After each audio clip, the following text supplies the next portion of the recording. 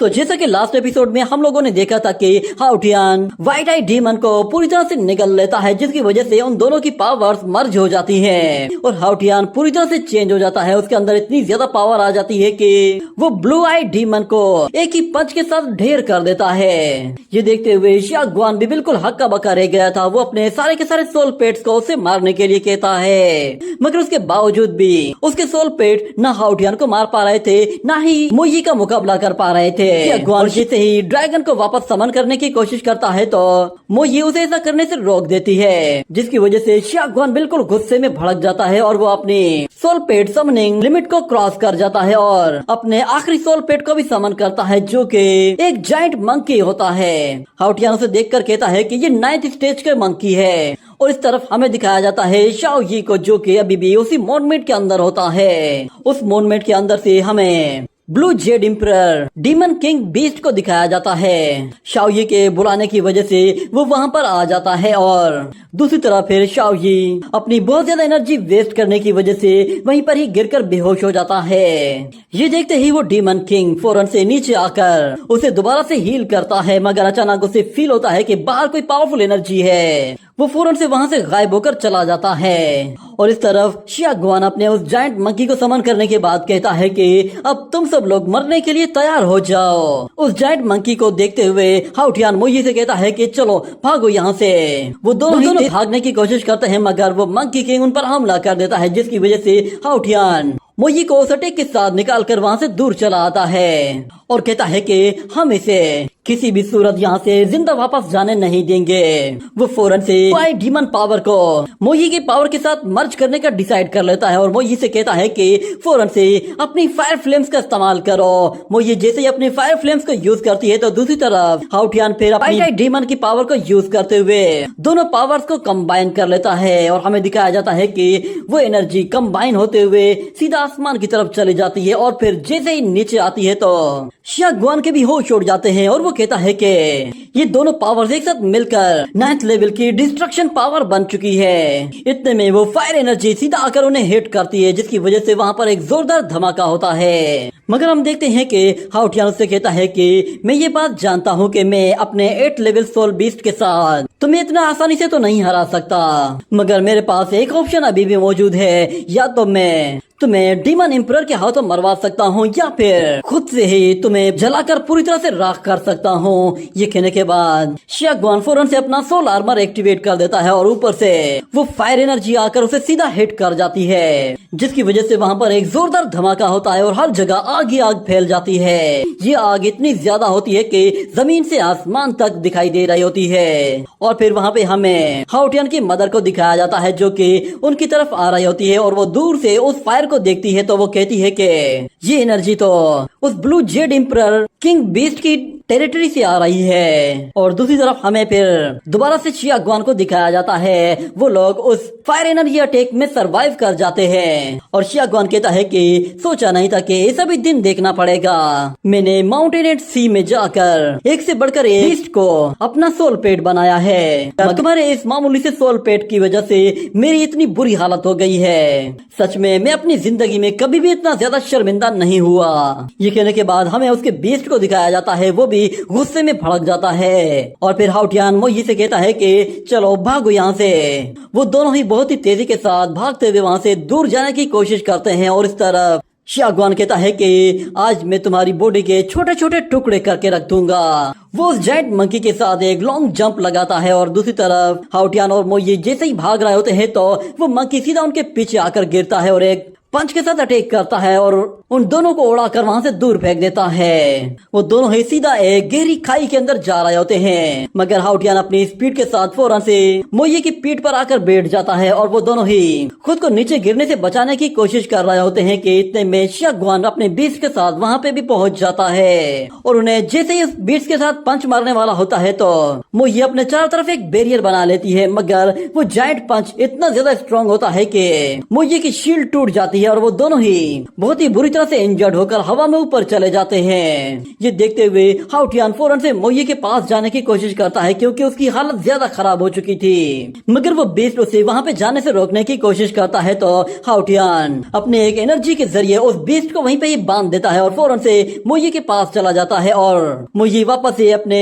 Real form में आ जाती है और हाउटियान उसे लेकर सीधा वहाँ से दूर जाने की कोशिश करता है, मगर वो बीस्ट उसके सामने आकर उसे पंच मार देता है।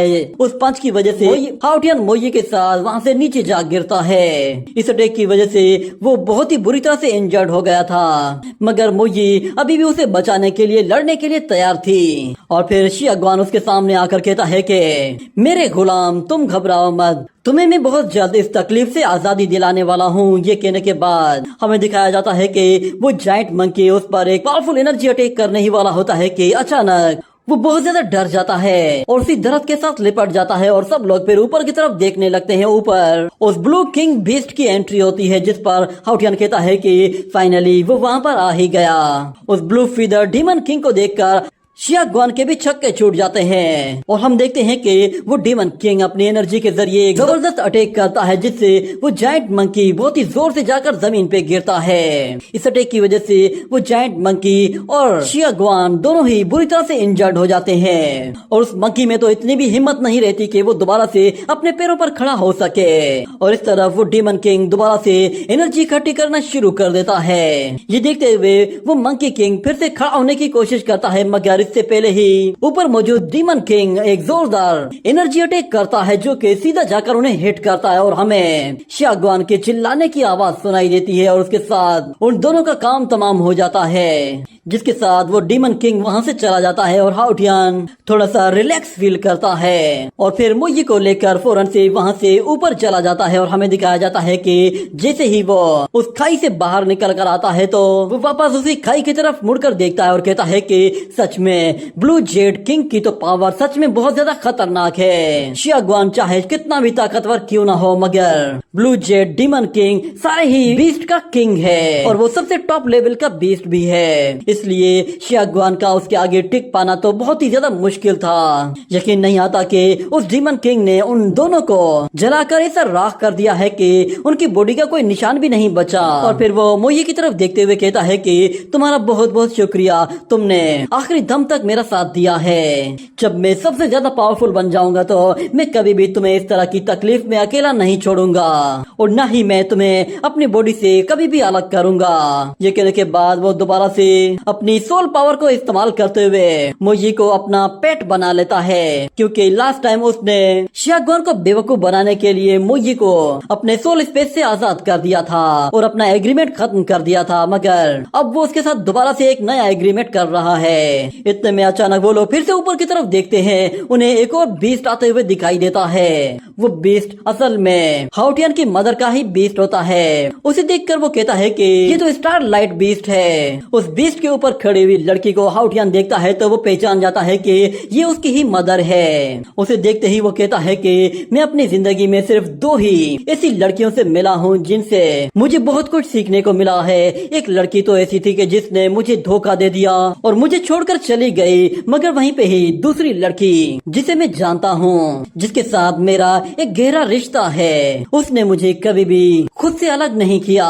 वो कोई और नहीं, वो सिर्फ और सिर्फ मेरी माँ ही हो सकती है। मगर फिर दूसरी तरफ हमें उस लड़की को दिखाया जाता है, वो अपने बेटे को ही नहीं पहचान पाती। वो हाउटियान से कहती है कि क्या तुम ही शियागवान हो? तो हाउटियान कहता है कि शियागवान वो मर चुका है। ये सुनकर वो लड़की कहती है कि क्या तुमने उसे मारा है? तो इससे पहले कि हाउटियान कुछ बोल पाता, अचानक उसे चक्कर आना शुरू हो जाते हैं और वो उसी खाई के अंदर जाकर गिरता है। मगर मोये फौरन से अपने जायंट फॉर्म में आती है और बहुत ही तेजी के साथ उसे नीचे गिरने से रोकने की कोशिश करती है। मगर दूसरी तरफ फिर वो लड़की जब हाउटियान को नीचे गिरते हुए देखती है तो अचानक उसे हाउटियान की शक्ल में अपना बेटा दिखाई देता है। ये देखकर वो भी हैरान हो जाती है, क्योंकि उसने हाउटियान को यंग एज में ही देखा था। जब वो स्लीपिंग ग्रास की वजह से बेहोश हो गया था तो उसकी मदर ने ही उसे वहाँ पर आकर बचाया था और उससे कहा था कि चाहे कुछ भी हो जाए मैं तुम्हें दुनिया का सबसे पावरफुल सोल पेट मास्टर बनाकर रहूंगी। ये याद आते ही वो फौरन से